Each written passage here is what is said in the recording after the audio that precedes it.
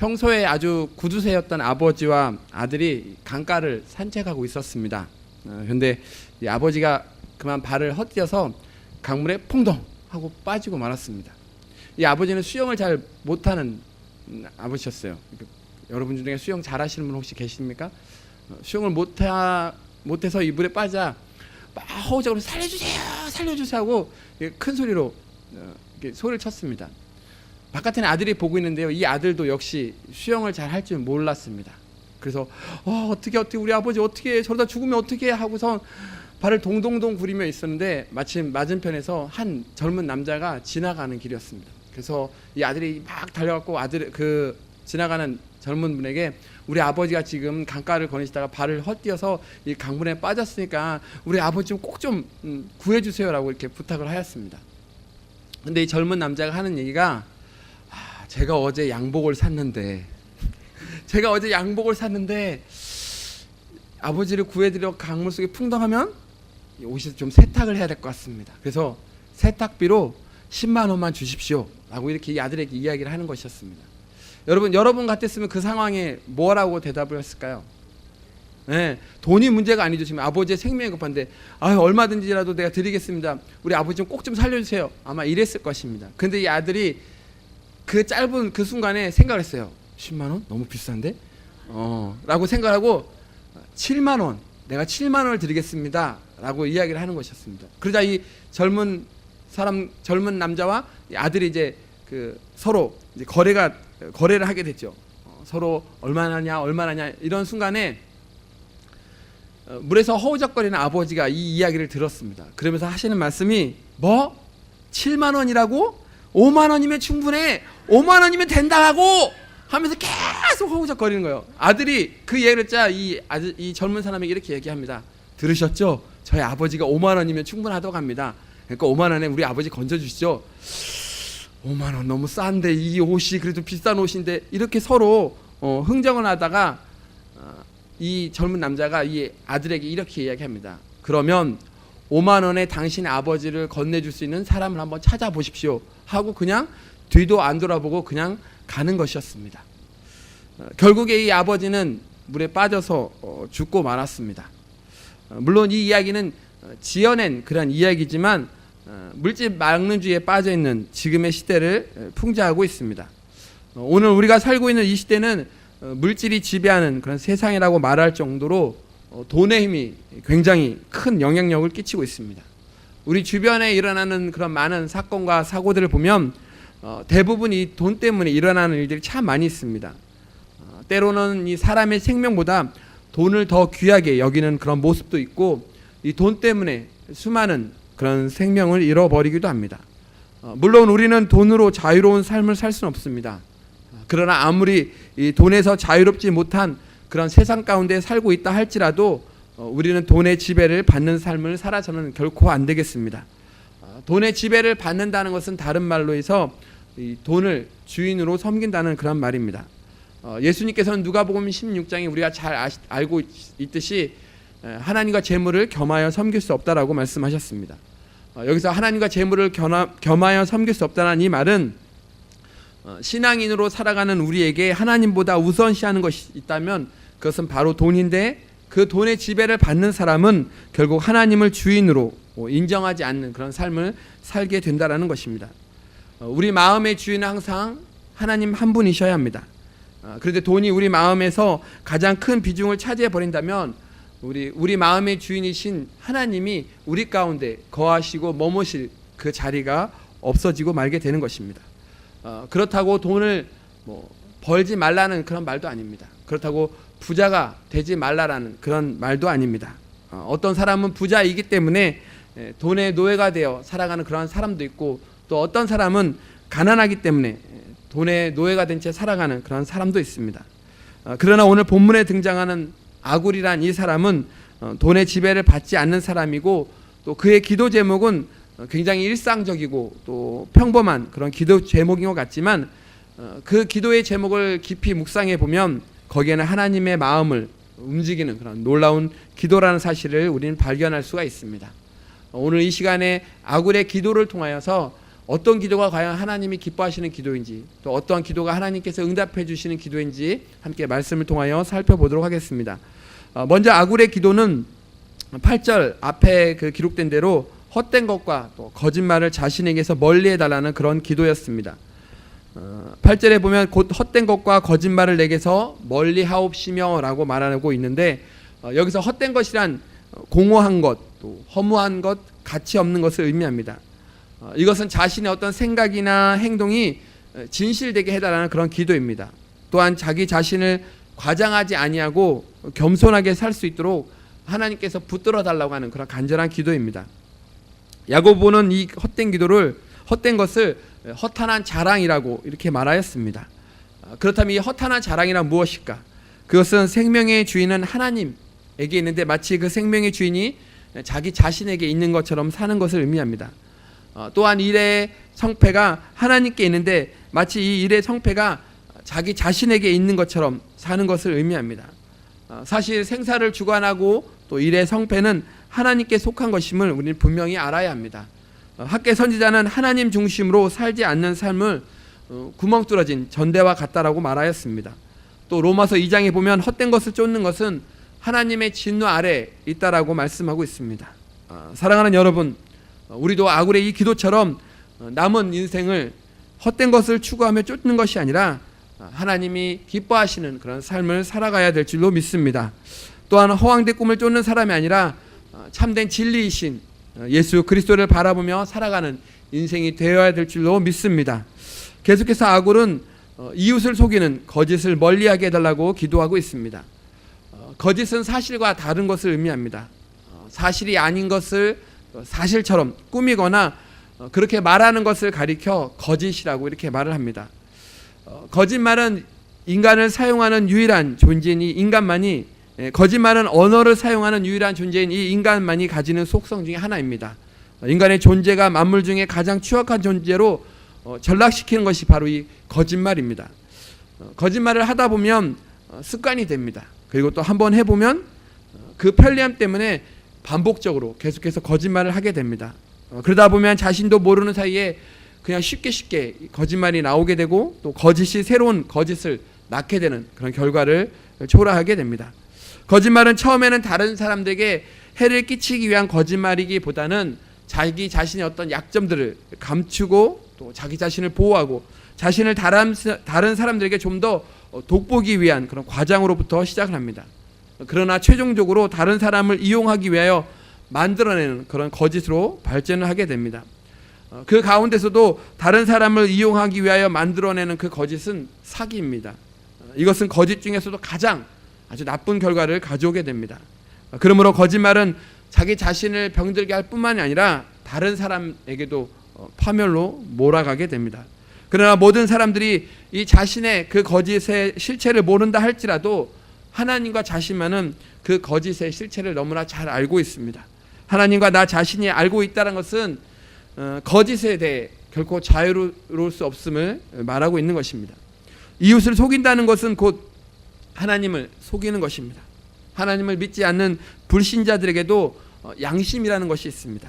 특별히 믿음을 가진 우리는 하나님과 자신의 그 양심을 속여서는 결코 안 되겠습니다. 아굴이 거짓말을 자기 자신에게서 멀리하게 해달라고 평생 동안 기도했듯이 우리도 우리 삶 속에서 거짓이 내 삶을 지배하지 못하도록 끊임없이 우리가 하나님께 기도해야 하겠습니다. 그럼 우리가 왜 날마다 기도를 해야 하고 왜 기도할 때마다 회개해야 할까요? 그 이유는 거짓과 불의가 항상 우리 자신에게서 떠나지 않기 때문입니다. 매일매일의 삶 가운데서 혹시 이웃에게 거짓된 삶으로 살아가고 있지는 않습니까? 하나님 앞에 진실되지 못한 그런 삶을 살고 있지는 않습니까? 아굴의 기도는 깨끗한 마음을 구하는 기도였습니다. 사람의 마음은 육체의 본질이라고 합니다. 왜냐하면 마음에서 모든 것이 시작되기 때문입니다. 신앙도 마찬가지입니다. 마음에서 시작이 됩니다. 진정한 사랑도 역시 마음에서 시작이 됩니다. 마음이 병들면 허황된 진리를 쫓게 되고 또 자신과 또 이웃과 하나님을 속이는 그런 거짓된 삶을 살게 됩니다. 그래서 다윗은 내 속에 정한 마음을 창조하시고 내 안에 정직한 영을 새롭게 해달라고 그는 늘 기도하였습니다. 또 오늘 본문에서 아굴은 헛된 것과 거짓말을 내게서 멀리 해달라고 기도하고 있는 것입니다. 하나님은 외모를 보는 것이 아니라 우리의 중심, 마음을 보시는 분이십니다. 다윗처럼 또 아굴처럼 하나님 앞에 늘 정직하고 날마다 하나님 보시기에 정말 하나님 마음에 합한 사람이라고 칭찬받는 그런 복된 인생이 되시기를 주님의 이름으로 간절히 축원드립니다. 두 번째는 아굴은 가난하게도 또 부하게도 마시고 필요한 양식을 달라라고 그는 기도하였습니다. 아굴이 구하는 이 필요한 양식은 하나님이 사람에게 정하여 주신 어떤 적당한 분량의 양식을 의미합니다. 그러므로 그가 간구하는 이 기도는 하나님을 영화롭게 하기 위한 또 생활하기에 꼭 필요한 그런 양식을 구하는 기도입니다. 돈은요, 돈을 많이 벌수록 복잡해지는 이상한 속성을 가지고 있습니다. 또한 돈이 없는 가정에서는 어떤 생활비나 학자금 또 월세 등으로 돈 때문에 참 걱정거리가 참 많이 있습니다. 그러나 반대로 돈이 많은 부잣집에서도 이 돈 때문에 많은 문제가 발생하곤 합니다. 그렇다고 가난하다는 것이 죄가 되는 것은 아닙니다. 그러나 지나치게 가난하게 될 때는 많은 유혹이 그 안에 따르게 됩니다. 가난으로 인하여 물질을 얻기 위해서 때로는 거짓말을 하기도 하고 또 다른 사람의 물건이나 돈을 훔치기도 하고 심지어는 살인을 저지르기도 합니다. 또한 가난으로 인하여 생을 포기하고 자신의 목숨을 끊는 경우도 있습니다. 그렇다고 부 역시 죄가 되는 것은 아닙니다. 그러나 부유함도 가난처럼 사단의 유혹을 받는다는 것입니다. 부하게 되면 어떻습니까? 하나님을 점점 더 멀리하게 됩니다. 자신이 가진 소유로 인해서 즐거움이 넘치고 또 그것을 누리는 즐거움을 위해 자아도취에 빠지게 됩니다. 또 이미 가진 것보다 더 많은 것을 가지려고 하는 그 탐욕의 욕심이 점점점 늘어나게 됩니다. 또한 물질적 부요 때문에 마음까지 부요하게 되어서 자신의 영혼까지 안전하다고 생각하여 하나님의 은혜를 날마다 거부하게 됩니다. 돈에 대한 문제는 돈을 많이 번다고 해결되지 않습니다. 돈에 대한 문제의 최선의 해결책, 그것은 돈에 대한 올바른 태도를 갖는 것입니다. 그래서 예수님은 마태복음 19장 24절에 낙타가 바늘기로 들어가는 것이 부자가 하나님 나라에 들어가는 것보다 쉽다라고 말하고 있습니다. 또한 누가복음 16장 13절에 보면 하나님과 재물을 겸하여 섬길 수 없다라고 말씀하고 있습니다. 아굴은 가난한 것도 부자로 살아가는 것도 그는 원치 않았습니다. 오직 필요한 그 양식을 얻기를 원하였고 또 그 필요한 양식이란 어떤 정해진 분량이 아니라 하나님이 부여해 주신 그런 소명에 따라 공급해 주시는 그런 양식이었습니다. 만일 이 아굴이 한 가정의 가장이었다면 하나님을 섬기고 또 아내와 자녀들을 먹이기 위해 충분한 정도의 그 양식을 필요로 할 것입니다. 또한 만일 그가 높은 지위에 있다면 그가 그에 따른 백성들을 먹여 살릴 그럴 정도의 어마어마한 그런 양식이 필요했을 것입니다. 이렇듯 필요한 양식은 사람마다 다를 수 있습니다. 그러므로 우리는 물질에 대한 검소한 자세를 가져야 합니다. 단순한 삶을 통해 재물에 대한 그런 근심에서 벗어날 때에 비로소 이 생의 염려와 또 재물과 향락으로부터 자유로울 수가 있습니다. 베드로전서 1장 24절과 야고보서 1장 10절에 보면 인생의 재물과 또 명예와 권력 그리고 인간의 욕심에 대해서 모든 육체는 풀과 같고 그 모든 영광은 풀의 꽃과 같으니 풀은 마르고 꽃은 떨어지고 또 풀의 꽃과 같이 지나간다라고 말씀합니다. 다시 말해서 오직 영원한 것은 하나님의 진리와 이에 따른 믿음뿐임을 다시 한번 강조하고 있는 것입니다. 그래서 종교개혁을 일으킨 마틴 루터는 나는 수중에 많은 것을 소유했으나 지금은 다 잃어버렸다. 그러나 내가 하나님의 수중에 맡긴 것은 여전히 내 소유로 남아있다라고 그는 고백하였습니다. 아이를 키워보신 여자분들은 잘 아시겠지만 갓난 아이는 모든 것을 어머니에게만 의지합니다. 그 맑고 순진한 눈으로 오직 어머니만 바라봅니다. 이제 예안이가 지금 6개월 되었거든요. 이렇게 예안이를 돌보다 보면요, 어느새 이렇게 아빠랑 시선도 마주치지만 그러다가 엄마가 지나갈 때쯤이면 그 시선이 엄마를 향해서 계속 따라갑니다. 계속 같이 놀다가도 엄마 목소리가 나면 어디서 났는지 엄마의 그 목소리, 엄마가 어딘지를 계속 두리번 찾게 되는 것이죠. 젖을 빨 때는 어떻습니까? 온 힘을 다하여 어머니의 젖을 먹습니다. 온 힘으로 엄마의 젖을 빨다 보니까요, 머리에 땀이 막 맺히는 경우가 참 많이 있어요. 악인은 결코 자신을 신뢰하지 않습니다. 이것이 바로 가난한 마음이고 벌거벗은 인간의 본연의 마음입니다. 이런 마음을 가진 사람들은 어떠한 환경 속에서도 또 상황 속에서도 자기의 주장을 주장하지 아니하고 하나님만을 의지하려고 합니다. 또한 스스로 하나님을 기쁘시게 해드릴 수 없다라고 생각합니다. 예수님은 이런 사람들이 정말로 복되다라고 말씀하셨습니다. 하지만 우리는 많은 경우 하나님의 뜻을 신뢰하기보다는 나의 생각을 좀 더 중요하게 여기고 또 나의 생각과 내 뜻이 하나님이 따라오시기를 원하는 그런 삶을 살고 있습니다. 이러한 사람들은 하나님 나라에 합당하지 못한 사람들입니다. 하나님 나라에 합당한 사람이 되려면 마치 갓난아이가 어미의 젖을 사모하듯이 매일매일 하나님의 그 은혜를 사모하며 살아야 합니다. 아까 찬양처럼 살아가는 순간순간이 하나님의 은혜임을 잊지 아니하고 고백하며 살아야 하는 것이죠. 그렇게 할 때에 하늘의 놀라운 축복이 우리 가운데 임하게 되는 것입니다. 예수님은 제자들에게 주기도문을 가르쳐 주시면서 오늘날 우리에게 일용할 양식을 주시옵고라고 이렇게 기도하였습니다.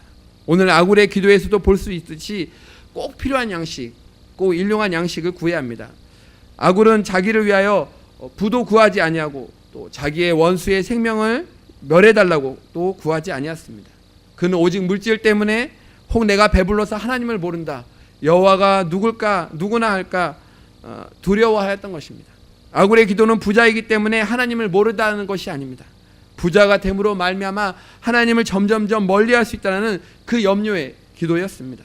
부자가 되어서 교만해져서 하나님을 모른다라고 생각하는 것보다 차라리 가난하여 하나님을 바라보는 것이 자신과 또 자신의 영혼에 더 복이 있음을 그는 고백하는 그런 기도였던 것이죠. 물론 부자도 하나님의 기쁨이 될 수 있습니다. 그것은 자신에게 주어진 이 재물을, 물질을 자기 자신을 위해서 쓰는 것이 아니라 하나님의 영광을 위하여 사용할 때에만 가능한 것입니다. 여러분 혹시 부유함과 부요함의 차이를 아십니까? 돈은 부유함은 주어도 부요함은 주지 못합니다. 부유함은 재정의 문제이고 부요함은 관계의 문제입니다. 부유한 사람은 사고 파는 것을 잘합니다. 그러나 부유한 사람은 주고 받는 것을 잘합니다. 부유한 사람은 돈으로 살 수 있는 것을 가진 사람입니다. 그러나 부유한 사람은 돈으로 살 수 없는 것을 가진 사람입니다. 부유한 사람은 그가 가진 것으로 규정되어 있지만 부유한 사람은 그가 누구인가로 규정이 됩니다. 부유한 사람은 은행에 가진 것이 많습니다. 그러나 부유한 사람은 마음에 가진 것이 많습니다. 부유함은 물질을 가진 것이지만 부요함은 이름을 가진 사람입니다. 오늘 이 잠언에 나오는 이 아굴의 기도는 바로 재물에 대한 바른 신앙 고백으로 어떤 육신적인 부유함보다는 예수 그리스도 안에서 부요함을 강조하는 그런 기도입니다. 진정으로 행복한 부자는 모든 재물의 주인이신 바로 하나님이라는 사실을 인정하며 사는 것입니다. 또한 주어진 환경이 어떠하든지 하나님께 감사하며 살아가고 또 조금이라도 나눌 것이 있으면 나누며 또 섬길 힘이 있으면 섬기며 살아가야 하는 것입니다. 그리고 일용할 양식을 주신 것에 대해 하나님께 감사하는 그런 삶을 살 때에 더 큰 축복이 임하는 것입니다. 사랑하는 여러분, 지금 여러분의 환경은 어떻습니까? 힘들어서 절망하며 또 하나님을 욕되게 하는 그런 환경입니까? 아니면 모든 일이 잘 형통하여서 하나님의 도우심이 필요 없다라고 교만해져 있는 그런 환경이십니까? 여러분에게 주어진 환경이 어떠하든지 하나님께 감사하며 사시기를 바랍니다. 그리고 조금이라도 나눌 것이 있으면 나누고 또 섬길 힘이 있으면 우리 이웃을 섬기며 또 지역을 섬기며 나누며 살아가시기를 바랍니다.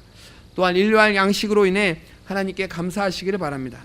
하나님의 능력의 기적은 큰 것에서 시작되는 것이 아니라 아주 작은, 아주 보잘것없는 아주 작은 그런 여러분의 진실된 신앙에서 시작되는 것입니다. 기도하겠습니다. 하나님, 우리가 하나님께 드리는 기도가 더욱 성숙된 기도가 되게 하여 주시옵소서. 주어진 물질과 환경에 불평하고 불만하는 것이 아니라 그럼에도 감사하는 마음을 갖게 하여 주시옵소서. 조금이라도 나눌 것이 있으면 꽉 움켜쥐고 있는 것이 아니라 나누며 섬길 수 있는 마음을 허락하여 주시옵소서. 예수님의 이름으로 기도합니다. 아멘.